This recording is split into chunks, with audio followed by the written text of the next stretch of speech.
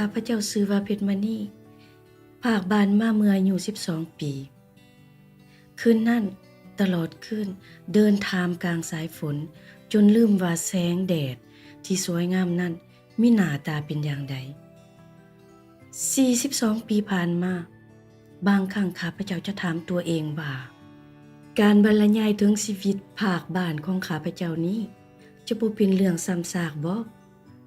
จะบ่เฮ็ดให้ผู้อื่นที่ราคาว่าข้าพเจ้าฝังใจอยู่กับอดีตหลายเกินไปบ่แต่ในขณะเดียวกันสัญชาตญาณซ้ำเตือนสติข้าพเจ้าว่าประสบการณ์ชีวิตโดยเฉพาะเรื่องราวที่เกิดขึ้นกับประชาชนจะต้องเป็นเรื่องที่ครองโลกตลอดไปบ่ดังนั้นทุกสิ่งทุกอย่างก็จะเป็นเหมือนคำว่าเส้นผมบังภูเขาข้าพเจ้าเพียงย่านกลัวว่าเยาวชนรุ่นหลังจะพากันเห็นกงจักรเป็นดอกบัวซื่อๆดอกแม่นบ่ล่ะ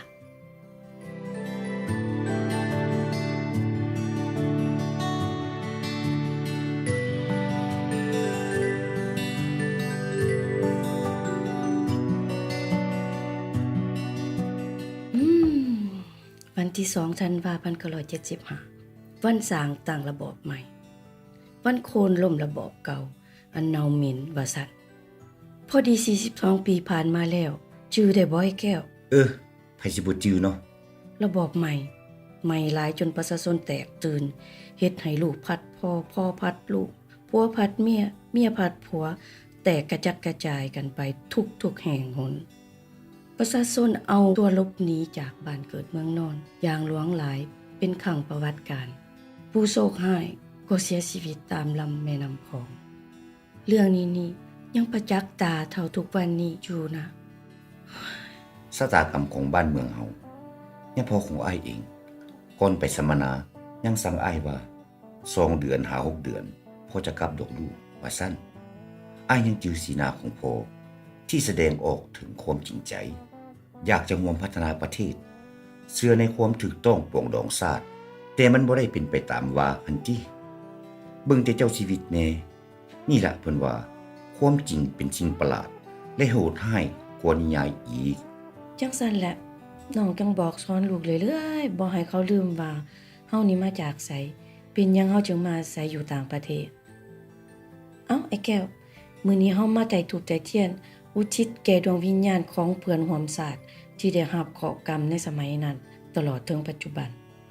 พวกเขาเป็นเพียงอพยพคนธรรมดาสามัญแต่อยากให้พวกเพิ่นรู้ว่าพวกเขาขอเป็น2 กำลังเติมอีกที่เป็นห่วงเป็นใยต่อชะตากรรมของชาติแล้วก็ขอส่งกระแสจิตกระแสใจไปถึงเพื่อนร่วมชาติในประเทศที่ได้รับความทุกข์ทรมานย้อนหักหอมความเป็นธรรมขอส่งแสงเทียนนี้เป็นกำลังใจให้ผ่านผ่าพยุเนาะสาธุ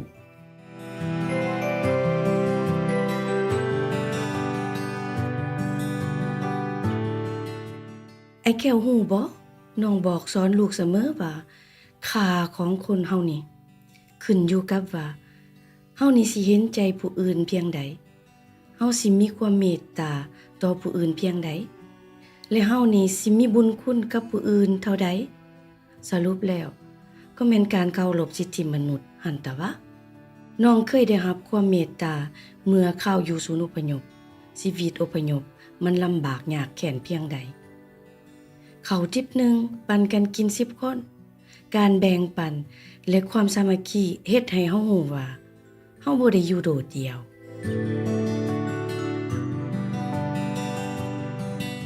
ตอนมาฮอดฝรั่งใหม่ๆยังแม่ของอ้ายก็ลำบากหลายต้องได้ลุกแต่ดึกต่อสู้กับอากาศหนาวแล่นน้ำรถไฟใต้ดินเฮ็ดเวียกตามโรงจักรโรงงานเพื่อหยังก็เพื่อความอยู่รอดเพื่อลูก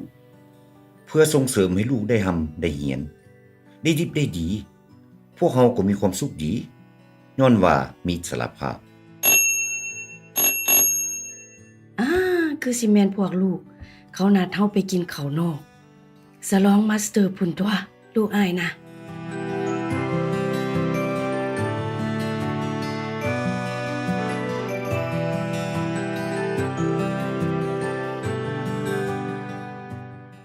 นี่แหละคือชีวิตอพยพของพวกข้าพเจ้าคนบ่มีประเทศพัดภาคจากพ่อแม่จากสิ่งที่ข้าพเจ้ารักและหวงแหนเผชิญหน้ากับความบ่ยุติธรรมต้องได้ปรับตัวเข้ากับสังคมและสิ่งแวดล้อมใหม่บุกบืนตัวผ่านพาอุปสรรคของชีวิตมีความอดทนฮู้บุญคุณต่อพื้นแผ่นดินที่ให้กำเนิด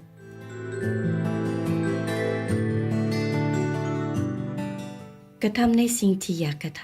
ำเพราะเวลาและกระแสน้ำบ่เคยถาไผข้าพเจ้าเชื่อแน่ว่า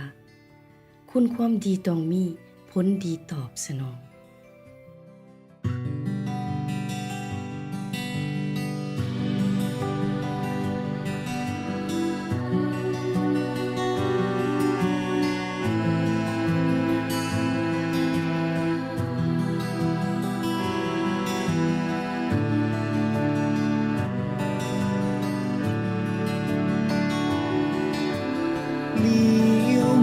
ขอบฟ้ายิ่งภาวะพาใจสั่นแสงจะสุขสันต์สุดตื่นตันส่วนให้เศร้าเหงาในดวงจิตเมื่อควรคิดถึงเมืองลาวใจสุดจะเหงาเมื่อห่างเจ้าโอ้เวียงจันทน์น้ำตาหลั่งไหลเมื่อห่างไกล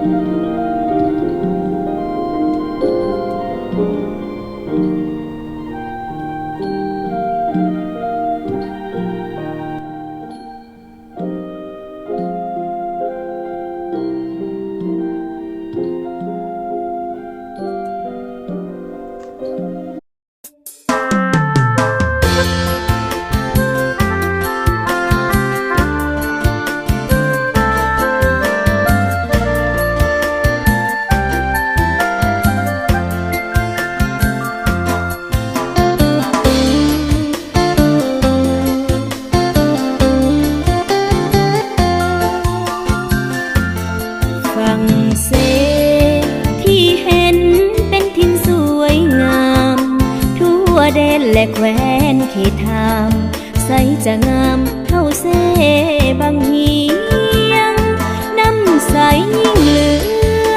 หมู่เหือล่องลอยไหลเลียงหลีกหินแก่งเสบางเฮียงเพียงได้สมก็ยังสมใจน้ำเสที่ใสไหลเย็นเห็นป่าล่องลอยเป็นหมู่กันมาตามภาษาแสนสุขสดใสข้ามเสบางเฮียงก็มีคัวงามพวงใหญ่ได้สมแล้วแสนสุขใจหาสิ่งใดใสจะเปรียบปานโอ้